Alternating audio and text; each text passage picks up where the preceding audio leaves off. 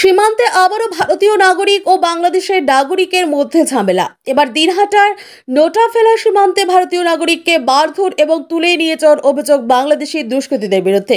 সেই সাথে সীমান্তের কাটা তারের ওপারে থাকা ভারতীয় ভূখণ্ডে ভারতীয়দের কৃষি জমি থেকে অবাধে ফসল লুটপাট এবং চাষের কাজে জলসেচে ব্যবহৃত বৈদ্যুতিক মোটর পরিয়ে দেওয়ার অভিযোগ বাংলাদেশি দুষ্কৃতীদের বিরুদ্ধে। আর সমস্ত ঘটনা সম্পর্কে জানার পরেও উদাসীন ভারতীয় সীমান্তরক্ষী বাহিনী অর্থাৎ বিএসএফ। এমনটাই গুরুতর অভিযোগ তুলে বিএসএফ এর বিরুদ্ধে চাঞ্চল্যকর সোশ্যাল মিডিয়ায় পোস্ট করলেন মন্ত্রী উদয়ন গুহ। আর মন্ত্রীর পোস্টের পরে দিনহাটা 2 নং ব্লকের নাজিরহাট 2 নং গ্রাম পঞ্চায়েতের সীমান্ত সংলগ্ন নোটাফেলা এলাকায় গিয়ে সীমান্তরক্ষী বাহিনী বিএসএফ এর ঊর্ধ্বতন কর্তৃপক্ষ, গ্রামবাসী, স্থানীয় জনপ্রতিনিধিদের সঙ্গে বৈঠক করলেন দিনহাটা মহকুমা শাসক বিধু শেখর, দিনহাটা 2 নং ব্লক সমষ্টি উন্নয়ন আধিকারিক নীতিশ তামাং, দিনহাটা মহকুমা পুলিশ আধিকারিক ধীমান মিত্র। স্থানীয় বাসিন্দাদের অভিযোগ, গত 21শে মার্চ তারিখে দিনহাটা 2 নং ব্লকের নাজিরহাট 2 নং গ্রাম পঞ্চায়েতের নোটাফেলা ভারত বাংলাদেশ সীমান্তে বিএসএফ এর 13 নম্বর গেটে কাটাতারির ওপারে ভারতীয় ভূখণ্ডে প্রবেশ করে বেশ কিছু বাংলাদেশি দুষ্কৃতীরা এবং তারা ভারতীয় নাগরিকদের কৃষি জমিতে তুলে রাখা আলু বস্তা অবাধে লুটপাট করে নিয়ে যায়। সেই নিয়ে ভারতীয় নাগরিকরা প্রতিবাদ করলে আজ সোমবার পুনরায় বাংলাদেশি দুষ্কৃতীরা একজোট হয়ে কাটাতারের ওপারে ভারতীয় ভূখণ্ডে প্রবেশ করে এবং জমিতে জলসেচে ব্যবহার করা জলের পাম্পে আগুন লাগিয়ে দেয়। সেই সাথে বেশ কিছু ভারতীয় চাষিকে মারধর করে এবং কান্দুরা বর্মন নামের একজন চাষিকে তুলে নিয়ে যাওয়ার চেষ্টা করে। পরবর্তীতে গ্রামবাসীদের সমবেত প্রতিরোধের ফলে তারা ভুট্টা ক্ষেত দিয়ে পালিয়ে যেতে বাধ্য হয়। গ্রামবাসীদের আরও অভিযোগ, এই সমস্ত ঘটনার পর তারা স্থানীয় 162 নম্বর ব্যাটালিয়নের বিএসএফকে জানালে বিএসএফ কোনো রকম ব্যবস্থা নেয়নি। পরবর্তীতে তারা মন্ত্রীকে ফোন করে এবং মন্ত্রী প্রশাসনিকভাবে বিষয়টি দেখার আশ্বাস দেয়।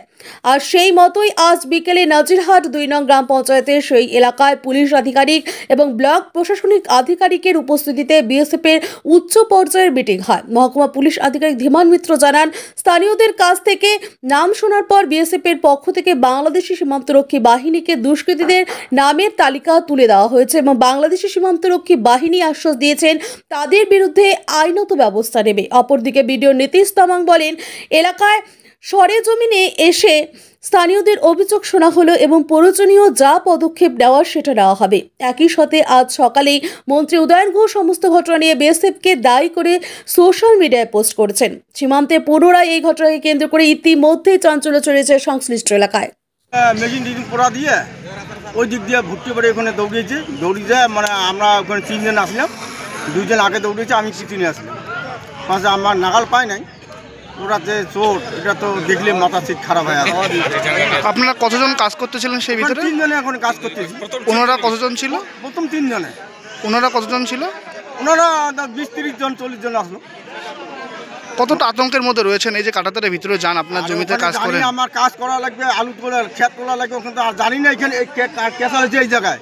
আর এই দিক দিয়ে ধাওয়া দিয়ে এই দিক দিয়ে চলেছিল, ওখানে তো আমরা কল্পনা করি নাই ওই দিক দিয়ে যাবে। ঢুকতে পারি ভিতর দিয়ে ওরা দিয়েছে এরকম করি 30-40 জন লোক, যেটা আমরা ধারণা করি নাই। নাটি ডাঙা, আমার তো নাটি ডাঙা নেই, আমরা একটা করি খালি লাঙল, ওখানে আমরা কি করি? বিএসএফ তো ওখান থেকে লোক পাঠায় না গেট দিয়ে। বিএসএফ জানিয়েছেন বিএসএফকে? বিএসএফ জানা আছে না, লোক ছাড়ছে। কি নাম? লোক ছাড়ছে আর কি। কি নাম আপনার? কান্দুরা বর্মন। এই জায়গাটার নাম? এটা নোটাফেলা। কত নম্বর গেটে এই ঘটনাটা ঘটে? 13 নম্বর। সঙ্গে এসডিও সাহেব ছিলেন, অ্যাসিস্ট্যান্ট কমান্ড্যান্ট সাহেব ছিলেন, স্থানীয় মানুষ ছিলেন। আমাদের কথা হয়েছে, অলরেডি অ্যাসিস্ট্যান্ট কমান্ড্যান্ট সাহেব ওইদিকে বিজিবির সঙ্গে কথা বলেছেন এবং যারা এই ধরনের কাজ করেছেন তাদের নামের লিস্ট বিজিবির কাছে উনি দিয়েছেন। বাংলাদেশ আইনে যা আছে সেই অনুযায়ী বিজিবি আশ্বাস দিয়েছেন আমাদের এসি সাহেবকে যে সেই আইনানুগ ওনারা ব্যবস্থা করবেন। এছাড়াও আজকে এসি সাহেব এনাদেরকে আশ্বস্ত করেছেন যে এরপর যখন কাঁটাতারের ওইদিকে গিয়ে ওনারা চাষাবাদ করবেন সেই সময় অবশ্যই আমাদের বিএসএফের লোকজন ওনারা প্রোভাইড করবেন যাতে ওনারা সুরক্ষিতভাবে এটা করতে পারে। পুরো ব্যাপারটাই বিজিবিকে জানানো হয়েছে এবং আইনানুগভাবে দেখা হচ্ছে। মাধ্যমিকের পর উচ্চ মাধ্যমিকের সেরা প্রস্তুতি কোথায় নেবেন ভাবছেন? আর দেরি নয়, রেডিয়েন্স একাডেমিতে 2025-26 শিক্ষাবর্ষের বিজ্ঞান ও কলা বিভাগে ভর্তি চলছে। প্রতিযোগিতার এই আবহে সাফল্য লাভের জন্য মজবুত ভিত্তির প্রয়োজন। সেই ভিত্তি দৃঢ় করতে রেডিয়েন্স একাডেমি প্রতিজ্ঞাবদ্ধ। এখানে রয়েছে অত্যাধুনিক প্রযুক্তি সম্বলিত ক্লাসরুম, সায়েন্স ল্যাবের সুব্যবস্থা, on-field practical class, merit based training, সেই সাথে নিট জির প্রাথমিক প্রস্তুতির জন্য ছাত্রছাত্রীদের তৈরি করা হয় ও সিভিল সার্ভিস ও অন্যান্য প্রতিযোগিতামূলক পরীক্ষার প্রয়োজনীয় ওরিয়েন্টেশন দেওয়া হয়। আপনার সন্তানের সাফল্যের পথ সুগম করতে আজই চলে আসুন রেডিয়েন্স একাডেমি, তুফানগঞ্জ থানা মোড় এবং রামহরি মোড়ের মাঝে জাতীয় সড়কের পাশে, অথবা স্ক্রিনে দেওয়া নম্বরে যোগাযোগ করুন। আসন সংখ্যা সীমিত। আমরা যখন সকালবেলা ক্যাচাল, তখন আমি এসডিও এবং বিডিওকে ফোন করি, সাথে আমাদের মন্ত্রীকেও ফোন করি। কথা মতো উনি এই 3টে মিটিং কল করেন এবং সেই মতো আমরা মিটিংয়ের অ্যারেঞ্জমেন্ট করি। অ্যারেঞ্জমেন্ট করার পর ওনারা এলেন এবং উভয় পক্ষকে নিয়ে বসানো হলো এবং জনগণকে নিয়ে বসলেন। তাদের মধ্যে আলোচনা হলো যে না, আর কোনোদিন এই ধরনের ঘটনা ঘটবে না। সেভাবে বিএসএফ আমাদের প্রশাসনকে আশ্বস্ত করলেন এবং সেই মতো আমরা পাবলিককে আশ্বস্ত করে সবাইকে পাঠিয়ে দিলাম। মিটিং শেষ করি। কি হয়েছিল আজকের ঘটনাটা? আজকের ঘটনাটা সকালবেলা বাংলাদেশের কিছু পাবলিক এসে আমাদের পাবলিকের উপর আক্রমণ করার চেষ্টা করে এবং একজনকে তুলে নিয়ে যাওয়ার চেষ্টা করে। তখন আমাদের পাবলিক ওখানে গিয়ে এই লোকটাকে বাঁচায়। বাঁচানোর পরে যখন আমরা ফিরে আসি, তখন বাংলাদেশের কিছু দুষ্কৃতিকারী সেখানে গিয়ে আমাদের 2টে পাম্প মেশিন পুড়ে দেয় এবং 2টোকে তুলে নিয়ে যায়। এই কারণেই ক্যাচালের সৃষ্টি হয়।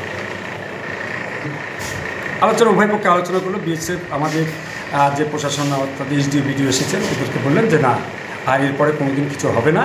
আমরা আশ্বস্ত করছি জনগণকে, ওরা যখন কাজ করতে যাবে আমরা ওদের প্রোটেকশন দেব। কি নাম আপনার? আমার নাম মদন। ম্যান পাওয়ারটা বেশি ডিপ্লয় হবে ওনাদের। ওদের বাংলাদেশ কাউন্টার পার্টকে এটা জানানো হয়েছে, ওদের সকালের যা ইনফিড হয়েছে, যা ফর্ম পুরানো হয়েছে, জানানো হয়েছে। ওরা লিগাল অ্যাকশন নেবে বলেছে ওরা থেকে। ইন ফিউচার যতদিন আলু চাষ যত ওদের চাষ করার সময় যে ধানগুলো উঠানো হবে, তখন ম্যান পাওয়ার এক্সট্রা দেওয়া হবে, প্লাস যে চাষের সামনে লোকও থাকবে। তো সাথে আমরা সবসময় আসি, কোনো অসুবিধা হলে আমরা ওদেরকে অ্যাসিডেন্ট দিয়েছি, কোনো পরিণতি তার মনে হয় না এরকম বিষয়।